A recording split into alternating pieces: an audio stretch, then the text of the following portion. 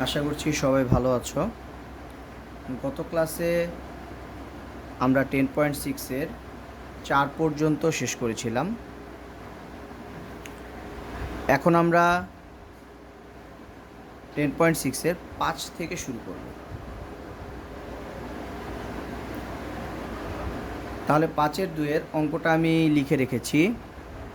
আপার limit lower limit দেওয়া আছে।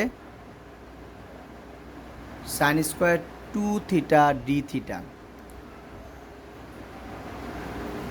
ফার্স্টে আমরা ধরে নিচ্ছি আপার লিমিট লোয়ার লিমিট দেওয়া নেই, তার মানে সাইন স্কোয়ার 2θ dθ। এই ফর্মেটটা খুবই পরিচিত একটা ফর্মেট, 10.1 থেকে 10.5-এর মধ্যে ছিল।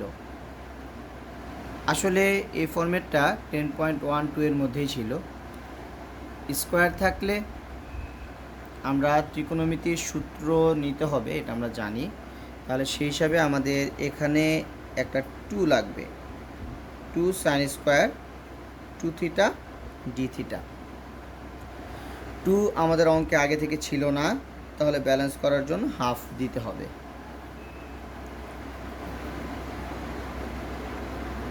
হাফ 2 সাইন স্কোয়ার 2θ, এটা ত্রিকোণমিতির সূত্র অনুসারে 1 মাইনাস কস 2θ।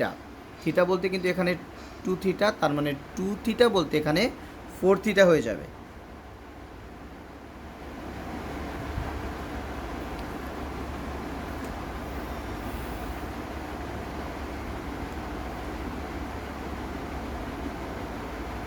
হাফ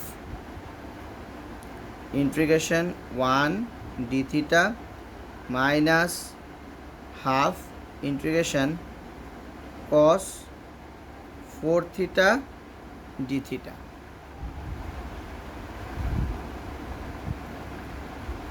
তাহলে এটা দাঁড়াচ্ছে হাফ থিটা সূত্র অনুযায়ী ইন্টিগ্রেশন অফ কস থিটা এটা হয়ে যায় সাইন থিটা, কিন্তু প্রকৃতপক্ষে থিটা না হওয়ার কারণে ডি বাই ডি থিটা করতে হয়, তার মানে আমাদের নিচে 4 চলে আসছে, প্লাস সি দিয়ে দিচ্ছি। তাহলে হাফ থিটা মাইনাস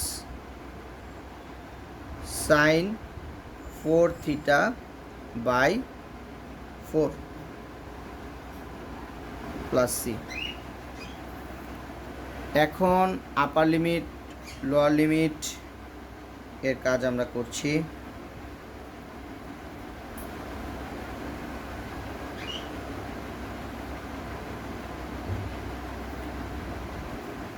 হাফ বাইরে রেখে দিচ্ছি। আপার লিমিট লোয়ার লিমিট হলে সি থাকবে না, সেটা আমরা জানি। Theta minus sine 4θ divided by 4, তাহলে আপার লিমিটে থাকবে π/2 আর লোয়ার লিমিট হিসেবে 0।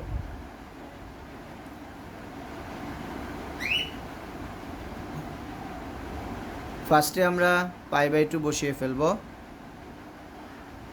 তাহলে π/2 যদি আমরা বসাই, π/2 মাইনাস সাইন 4θ, থিটার জায়গায় কিন্তু আমরা π/2 বসাচ্ছি, তাহলে সাইন 2π, এটা হয়ে যাবে সাইন 2π। সাইন 2π মানে সাইন 360, যেটার মান 0, তার মানে আমরা 0 লিখে ফেললাম। এটা কিন্তু আপার লিমিটের কাজ হয়ে গেছে। মাইনাস লোয়ার লিমিট, তাহলে থিটার জায়গায় 0 বসাচ্ছি, মাইনাস সাইন 0, এটাও হিসাবে 0, তার মানে আমরা ফাইনালি পাচ্ছি π/4।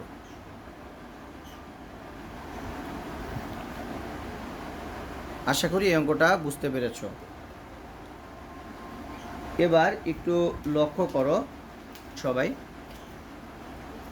5/1 যে অঙ্কটা দেওয়া আছে 5/1 0 থেকে π/2 cos স্কোয়ার এক্স ডিএক্স, তার মানে আবারও কিন্তু আমরা 2 আনবো, ব্যালেন্স করার জন্য হাফ দিব। আর 2 cos স্কোয়ার এক্স মানে 2 cos স্কোয়ার থিটা, এটা কিন্তু 1 প্লাস cos 2 থিটা। তাহলে আপার লিমিট লোয়ার লিমিট আগেরটার মতোই। আর এখানে 2 থিটা ছিল, এখানে হলো এক্স, এখানে সাইন ছিল, এখানে হলো কস। তাহলে 2 cos স্কোয়ার এক্স এটা হয়ে যাবে 1 প্লাস cos 2x, আর হাফ তো ব্যালেন্স করার জন্য আসবে। এরপরে অ্যাজ ইউজুয়াল ফরম্যাট মানে ইন্টিগ্রেশনের সূত্রের প্রয়োগ জাস্ট, আর আপার লিমিট লোয়ার লিমিট প্রয়োগ করা। এখন 6/2 আপার লিমিট লোয়ার লিমিট দেওয়া আছে sin 2x into sin x। এই ফরম্যাটটা ত্রিকোণমিতির ফরম্যাটের সাথে অনেকটা মিলে। আমরা 10.1 থেকে 10.5 পর্যন্ত যে রুলসগুলো পেয়েছিলাম তার মধ্যে থেকেই একটা রুলস,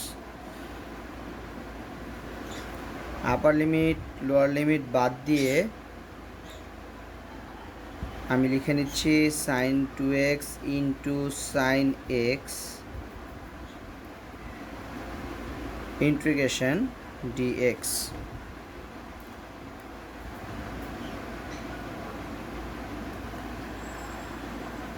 হাফ নিলাম কারণ আমাদের সূত্রে মিলানের জন্য 2 আনতে হবে।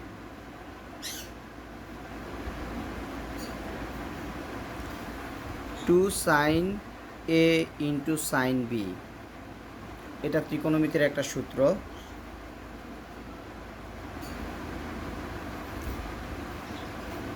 cos a minus B minus cos a plus B.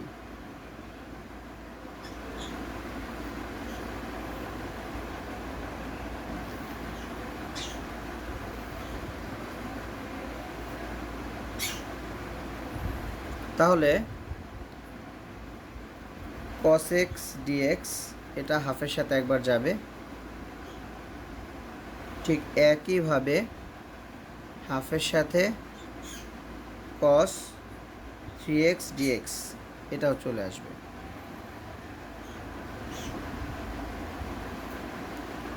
তাহলে ইন্টিগ্রেশন cos x dx এটা আমরা জানি sin x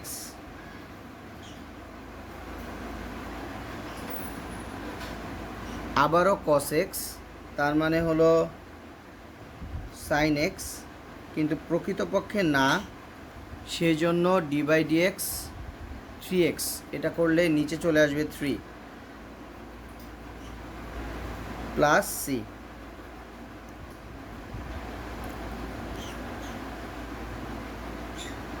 তাহলে হাফ যদি আমরা কমন নিয়ে নেই,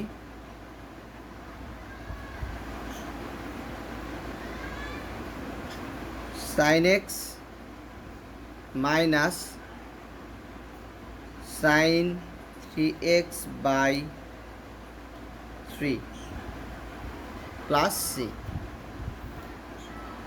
এখন আপার লিমিট লোয়ার লিমিট বসাতে হবে। π/2 0 sin 2x into sin x dx। এটার রেজাল্ট আমরা যেটা পেয়েছিলাম, হাফ যেহেতু চলকের সাথে কোনো সম্পর্কিত অংশ না, হাফ বাইরে রেখে দিলাম।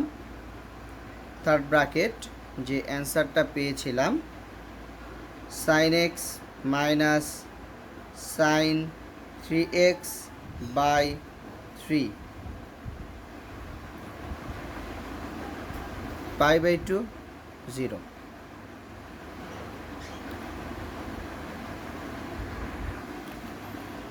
এখানে π/2 একবার বসবে আর 0 একবার বসবে।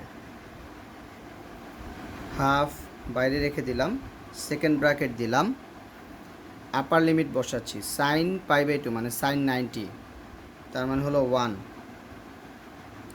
সাইন 3π/2 তার মানে সাইন 270, সাইন 270-এর মান -1, তাহলে -7 প্লাস 1/3, আপার লিমিট বসানো হয়ে গিয়েছে মাইনাস লোয়ার লিমিট 0, তাহলে দুইটা অংশে সাইন 0 আর সাইন 0-এর মান হলো 0, তাহলে সেই হিসেবে আমাদের এখানে আসছে হাফ, এটা ক্যালকুলেশন করলে আসবে 4/3, তার মানে ফাইনালি অ্যান্সার আসছে 2/3।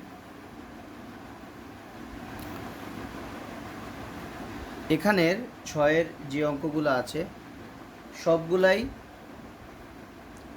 2 sin a into sine B, 2 cos a into cos b, 2 sin a into cos b, 2 cos a into sine b, এই সূত্রগুলোর প্রয়োগ। তাহলে আমরা ত্রিকোণমিতির এই সূত্রগুলো যদি খেয়াল রাখতে পারি, আশা করা যায় যে 6-এর ম্যাক্সিমাম অঙ্কই তোমরা পারবে। আমি বইটা একটু দেখিয়ে দিচ্ছি। দেখো 6-এর 1, আপার লিমিট লোয়ার লিমিট সম্পর্কে আমি এখন কিছু বলছি না। সাইন 3x cos 3x, তার মানে কিন্তু এটা সাইন এ ইন্টু কস এ, 2 যদি এখানে নিয়ে নাও তাহলে 2 সাইন এ ইন্টু কস এ, তার মানে সাইন 2a বা সাইন 2 থিটা, যেটাই বলো না কেন সূত্রে চলে যাবে। আর যেহেতু 2 নিয়েছো তাহলে সেক্ষেত্রে ব্যালেন্স করার জন্য হাফ দিতে হবে, তার মানে 6-এর 1 যে অঙ্কটা আছে সেটা সাইন 2 থিটার সূত্রে চলে যাবে।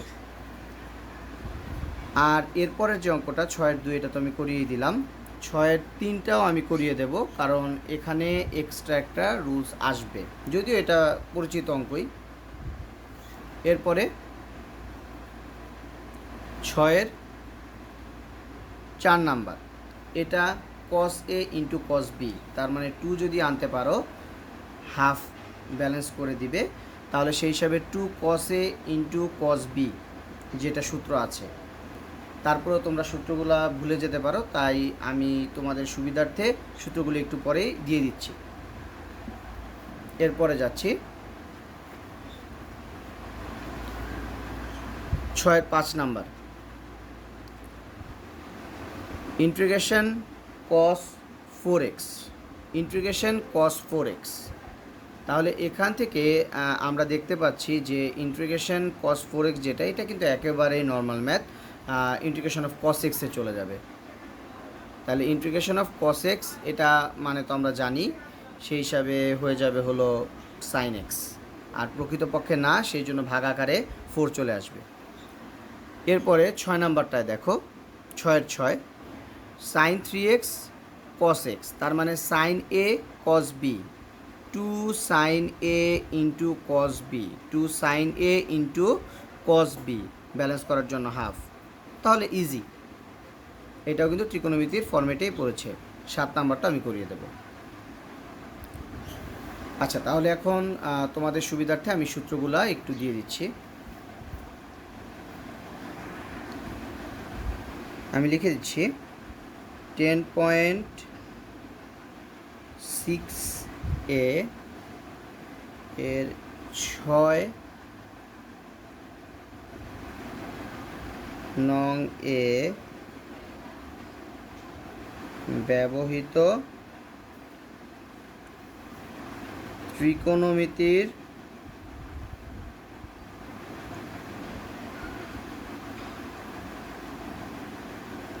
সূত্র।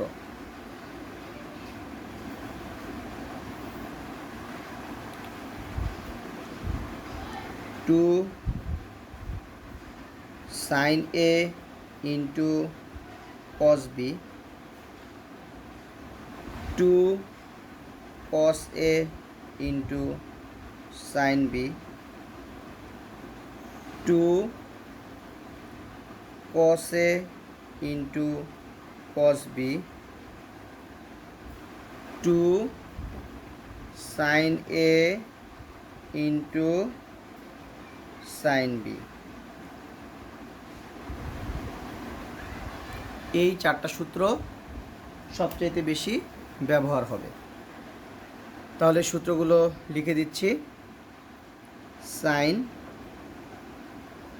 এ প্লাস বি প্লাস সাইন এ মাইনাস বি, সাইন এ প্লাস বি মাইনাস সাইন এ মাইনাস বি, কস এ মাইনাস বি প্লাস কস এ প্লাস বি, কস এ মাইনাস বি মাইনাস কস এ প্লাস বি। তাহলে এই সূত্রগুলো প্রয়োগ করলে কিন্তু হয়ে যাচ্ছে। এছাড়াও আরেকটা সূত্র যেহেতু এসেছিল, আমি তারপরেও তোমাদের সুবিধার্থেও এটাও দিয়ে দিচ্ছি। Two sine A into sine B, sorry, two sine A into cos এ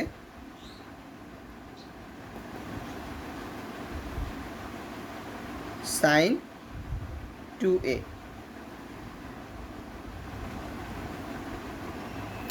আর প্রায় সময়ই টু থিটার সূত্রগুলো ব্যবহার হয়। Two sine square theta two cos square theta, two sine square theta 1 minus cos 2 theta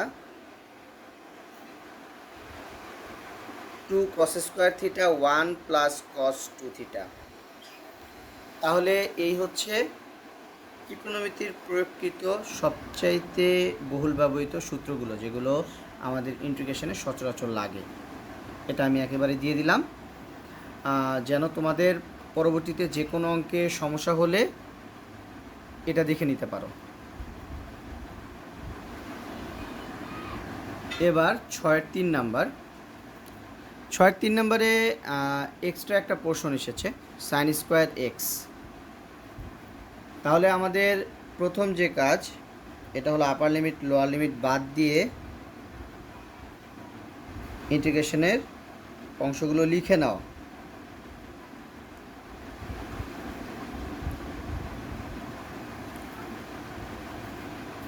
এবার হাফ নিয়ে নিলাম,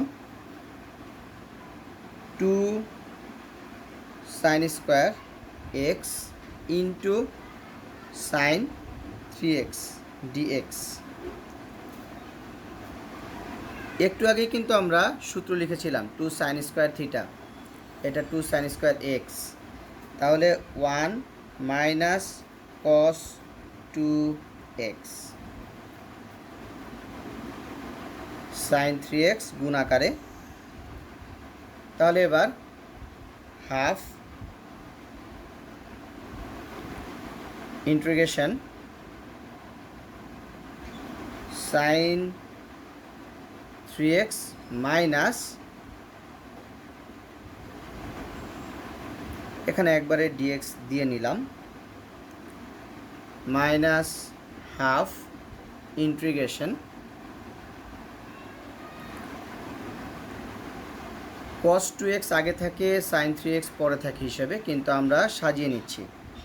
আচ্ছা, তোমাদের সুবিধার্থে আরেক লাইন আমি বেশি করব।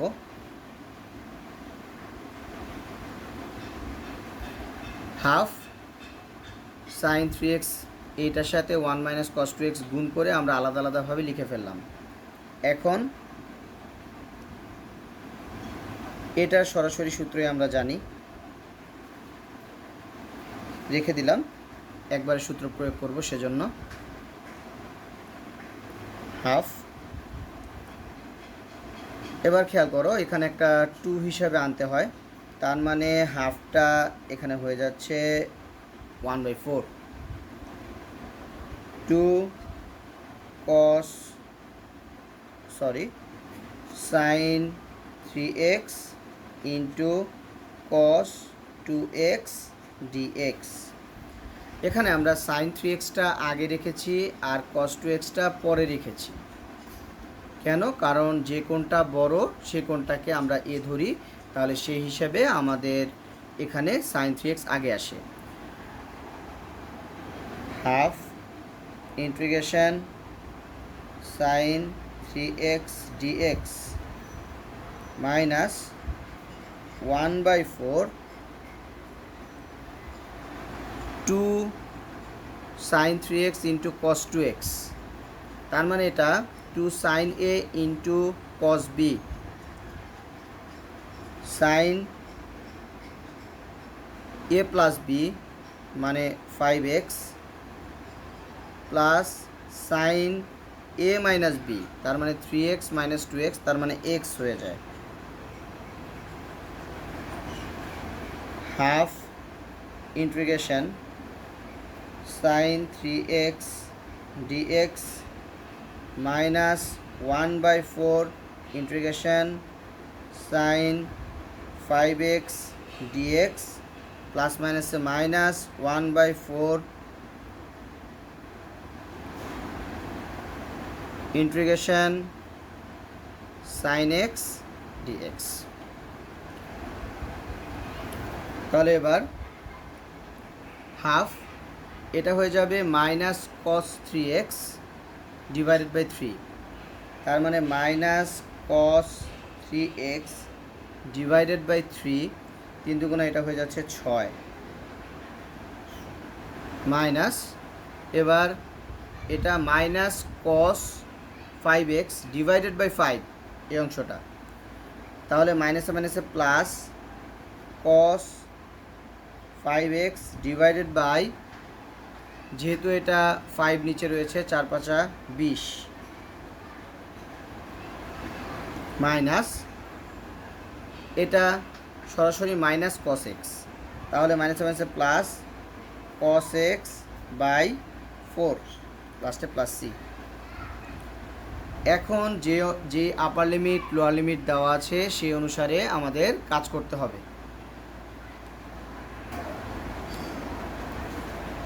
এখন আমি লিখে নিচ্ছি π/2 0 sine square x into sine 3x dx। মান বসাবো আমরা, minus cos 3x by 6 plus cos 5x by 20 plus cos x by 4। C বাদ দিয়ে আমরা আপার লিমিট লোয়ার লিমিট দিয়ে নিচ্ছি। এখানে ক্যালকুলেশনটা খুব মনোযোগ দিয়ে খেয়াল করতে হবে। π/2 মানে 90, আমি এটা স্রেফ 90 হিসেবে তোমাদেরকে বলতেছি। তাহলে cos 270 cos মানে x এর মান কিন্তু 90 বসাচ্ছি, তাহলে cos 270 cos 450 cos 90, cos 270 cos 450 cos 90, এই তিনটা মানে 0। তার মানে আমাদের এখানে সবগুলা 0 আপার লিমিট বসানোর পরে, তাহলে আমি সরাসরি আপার লিমিটে 0 দিয়ে নিচ্ছি মাইনাস লোয়ার লিমিট, তাহলে লোয়ার লিমিটে 0 cos 0 প্রত্যেকটা, তাহলে একটা হচ্ছে মাইনাস 1/6 1/20 1/4। এখন এটা নর্মাল ক্যালকুলেশন, আশা করি তোমরা যোগ বিয়োগ করতে পারবে। লসাগু করলেই কাটাকাটি করার পরে লাস্টে মাইনাস 2/15 আসবে। তাহলে আশা করি এটা বুঝতে পেরেছ। এটা আমি আরেকবার রিভিউ করে দিচ্ছি। 6-3 প্রশ্নটা আগে খেয়াল করো। সাইন স্কোয়ার এক্স আছে, যেহেতু সাইন স্কোয়ার এক্স এখানে রয়েছে, তাহলে আমরা তো জানি যে স্কোয়ার থাকলে আগে 2 আনতে হবে। তাহলে ব্যালেন্স করার জন্য হাফ দিতে হবে 2 sin স্কোয়ার এক্স, এটা 1 মাইনাস কস 2x, সূত্র ত্রিকোণমিতির একটু আগেও লিখে দিয়েছি। sin 3x গুণ হয়ে যাবে, আর প্রত্যেকটার সাথে যেহেতু হাফ আছে ইন্টিগ্রেশন আলাদা করে নিয়েছি। এই অংশটা এখনই চাইলে তুমি সূত্রে ফেলে নিতে পারতে, কিন্তু আমি ফেলিনি, এটা একটু পরে করব কারণ একসাথে করতে চাচ্ছি সবগুলো। রেখে দিলাম। এটাও গুণাকারে আছে, মানে হলো cos a into sine b, তার মানে 2 আনতে হবে। ব্যালেন্স করার জন্য আরেকটা হাফ, তাহলে হাফ ইন্টু হাফ মানে 1/4, 2 sin 3x into cos 2x dx। এখানে আমরা সাজিয়ে নিয়েছি কারণ বড় কোণটা আমরা আগে রাখবো। এটা 2 sin a into cos b, সূত্র sin a plus b plus sin a minus b, তারপরে ইন্টিগ্রেশন আলাদা করে নিয়েছি। এখন নর্মালি ইন্টিগ্রেশনের সূত্র, ইন্টিগ্রেশন sin x এটা আমরা জানি মাইনাস cos x, আর যেহেতু 3x আছে তাহলে ভাগ আকারে d by dx 3x, d by dx 3x কিন্তু 3, তার মানে হলো আমরা পাচ্ছি minus cos 3x divided by 3, এটা করলে আর হাফ এক্সট্রা ছিল, তাহলে সেই হিসাবে ডিভাইডেড বাই 6 হয়ে গিয়েছে। ঠিক একইভাবে এখানে নিচে একটা 5 আসবে, আর মাইনাস cos 5x, মাইনাসে মাইনাসে প্লাস, তার মানে cos 5x ডিভাইডেড বাই 4 5 20 মানে 20 লিখে ফেলেছি। Minus 1/4 integration of sine x dx, এটা তো মাইনাস cos x, তাহলে মাইনাসে মাইনাসে plus cos x divided by 4 plus c. আমাদের আপার লিমিট লোয়ার লিমিট বাদ দিয়ে কিন্তু অ্যান্সার হয়ে গিয়েছে। এখন যখন আমরা আপার লিমিট লোয়ার লিমিট প্রয়োগ করব তখন তো আর সি থাকবে না, থার্ড ব্র্যাকেটে রেখে দেবো অ্যান্সারটা এবং আপার লিমিট লোয়ার লিমিট দিয়ে দেবো π/2 আর 0। তাহলে π/2 বসাবো, এখানে আসছে cos 270, এখানে আসছে cos 450, আর এটা cos 90। cos 270, cos 450, cos 90, তিনটা মানই 0, তার মানে আপার লিমিটে যখন আমরা π/2 বসাচ্ছি তখন কিন্তু পুরো অংশটা 0 হয়ে যাচ্ছে। এই যে আমি আপার লিমিটের মান 0 দিয়ে ফেলেছি। মাইনাস লোয়ার লিমিট করার কথা, 0 যখন বসাবো cos 0 cos 0 cos 0, আর cos 0 মান 1, এটা আমরা জানি। তাহলে একটা হয়ে যাবে -1/6, একটা হয়ে যাবে 1/20, আর একটা হয়ে যাবে 1/4, লিখে ফেলেছি। নর্মাল ক্যালকুলেশন, যোগ বিয়োগ করলে লসাগু করার পরে যোগ বিয়োগ করবে, তাহলে দেখবে যে -2/15 এসেছে। আশা করি এটা বুঝতে পেরেছ। এবার আমরা 6-এর 7 নম্বরে যাচ্ছি। আপার লিমিট লোয়ার লিমিট বাদ দিয়ে আমি প্রথমে লিখে নিচ্ছি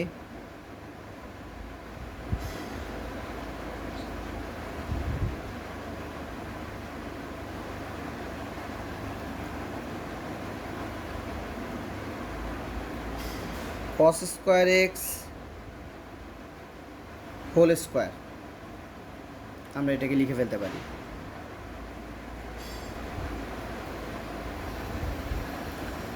কিন্তু আমরা জানি যে cos স্কোয়ার এক্স বা সাইন স্কোয়ার এক্স এটা যদি থাকে তাহলে সেক্ষেত্রে এক্সট্রা একটা 2 আনতে হয় সবসময়, যেন আমরা cos 2 থিটার ফর্মেটে নিয়ে যেতে পারি।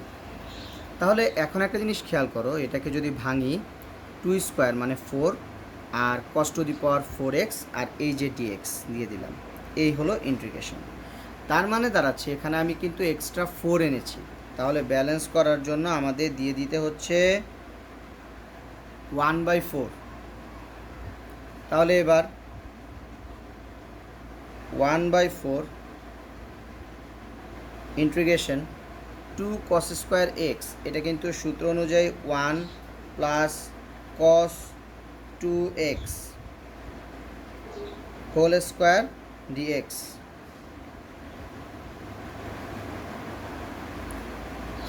এটা a প্লাস বি হোল স্কোয়ারের সূত্রে চলে যাবে। এবার a square plus 2ab plus b square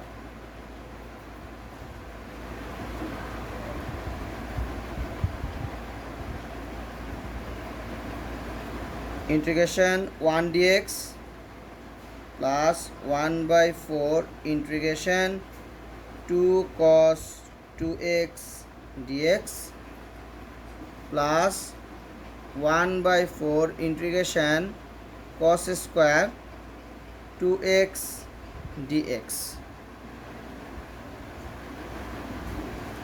1/4 integration 1 dx এটার রেজাল্ট আমরা সরাসরি লিখতে পারবো।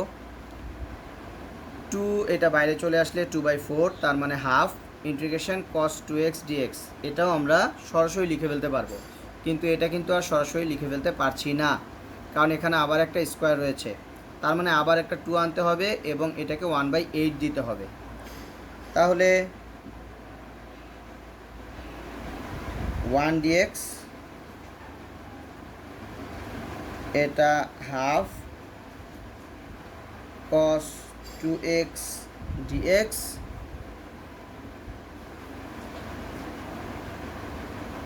এটা 1/8 দিয়ে ফেললাম, 2 cos স্কোয়ার 2x dx তাহলে দাঁড়াচ্ছে 1/4 integration 1 dx plus half integration cos 2x dx plus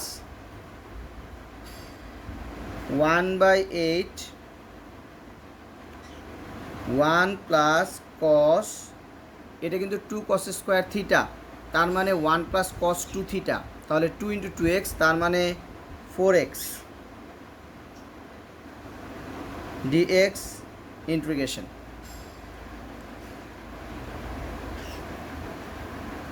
1/4 integration 1 dx half integration cos 2x dx plus 1/8 integration 1 dx plus 1/8 integration cos 4x dx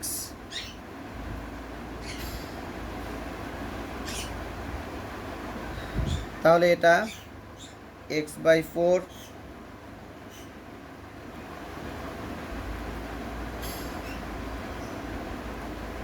এটা sin 2x/4,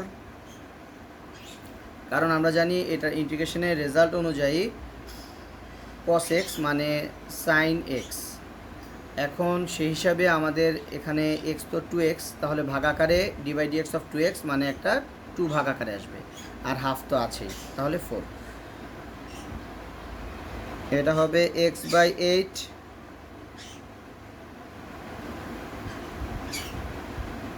sin 4x by 4/32 plus c। তাহলে এখানে এটা আসছে 3x/8 plus sin 2x/4 plus sin 4x/32 plus c। এখন upper limit lower limit বসাতে হবে আমাদের।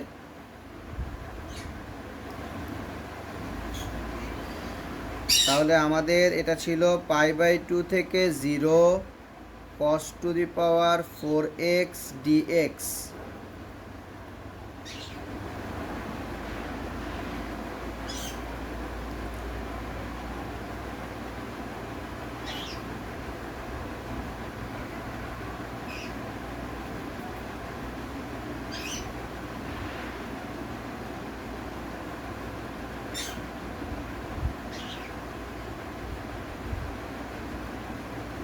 আমরা সি বাদ দিয়ে রেজাল্টটা লিখে নিয়েছি।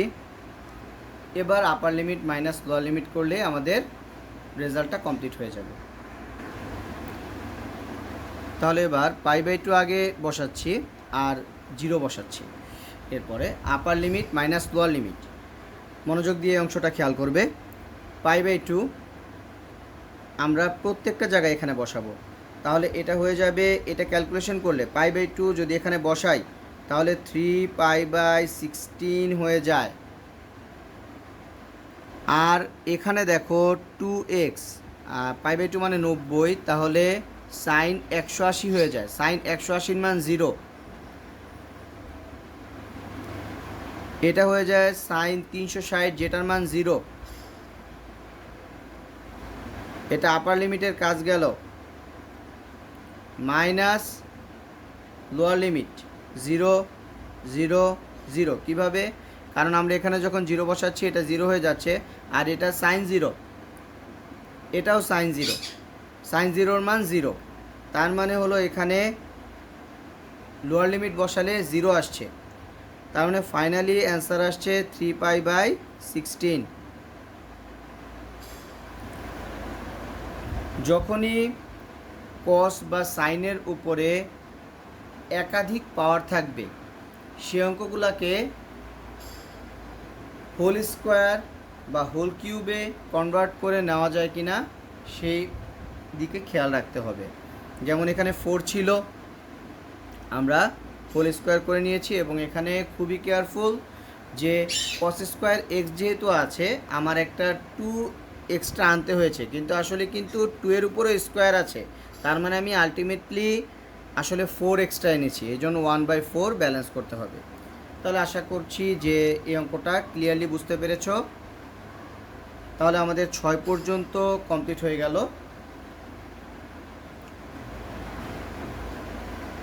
1 থেকে 6 পর্যন্ত যে অঙ্কগুলো আছে সেগুলা প্রত্যেকটা অঙ্ক নিজেরা নোট খাতায় করে ফেলবে। এর মাঝখানে সমস্যা থাকার কথা না, কারণ প্রত্যেকটা অঙ্কই কম বেশি আমি টাচ করে দিয়েছি। এরপরে রেকর্ডিংয়ে তাহলে আমি 7 থেকে শুরু করব। অফলাইন ক্লাসে আমার যতটুকু মনে পড়ে তোমাদের 7 পর্যন্ত অনেকেই পেয়েছিলে। 1 থেকে 6 পর্যন্ত দেখানোর মানে হচ্ছে তোমাদের হয়তোবা এর মাঝখানে অনেকেরই সমস্যা থাকতে পারে। যাদের সমস্যা নেই তারা আরেকবার রিভাইজ করে ফেললে, আর যাদের সমস্যা আছে সেই সমস্যাগুলো ক্লিয়ার হয়ে গেল, আর যারা আগে পাওনি তারা সম্পূর্ণটা পেয়ে গেলে। এরপরের আমরা রেকর্ডিং মানে এরপরের যে রেকর্ডিংগুলো আছে সেগুলা থেকে আমাদের হয়তো বা আরও বেশ কিছু রেকর্ডিং ক্লাস লাগতে পারে 10.6টা শেষ করতে, কারণ 10.6 আসলে আপার লিমিট লোয়ার লিমিটের প্রয়োগগুলা, এবং যেহেতু 10.1 থেকে 10.5 পর্যন্ত সম্পূর্ণ একটা অধ্যায়ের উপরেই, মানে একটা অধ্যায়ই কিন্তু আসলে আপার লিমিট লোয়ার লিমিটের প্রয়োগ, তাহলে সেক্ষেত্রে প্রত্যেকটা টপিকই খুব ক্লিয়ারলি নোট খাতায় তুলে রাখবে। আর আরেকটা বিষয় তোমাদেরকে অবশ্যই খেয়াল রাখতে হবে যে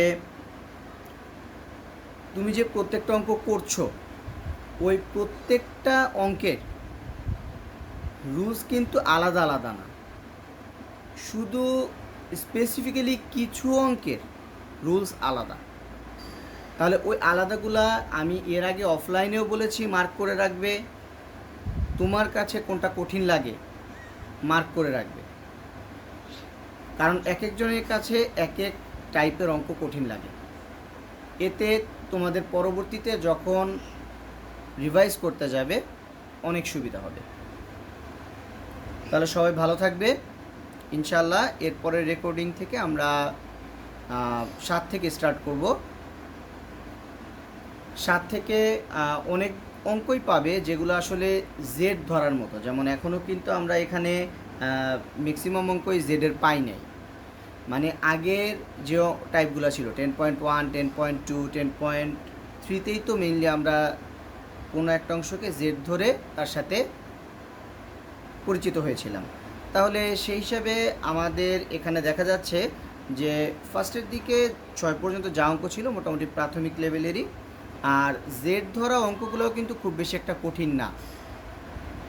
তাহলে সেক্ষেত্রে 7-এর অঙ্কগুলো মোটামুটি ইজি লাগবে, হয়তোবা 8-এর অঙ্কটা একটু কঠিন লাগতে পারে, কারণ এখানে বেশ কিছু টাইপ আসবে। যাই হোক, এটা যখন রেকর্ডিং দিব ইনশাল্লাহ ক্লিয়ার হয়ে যাবে। সবাই ভালো থাকবে।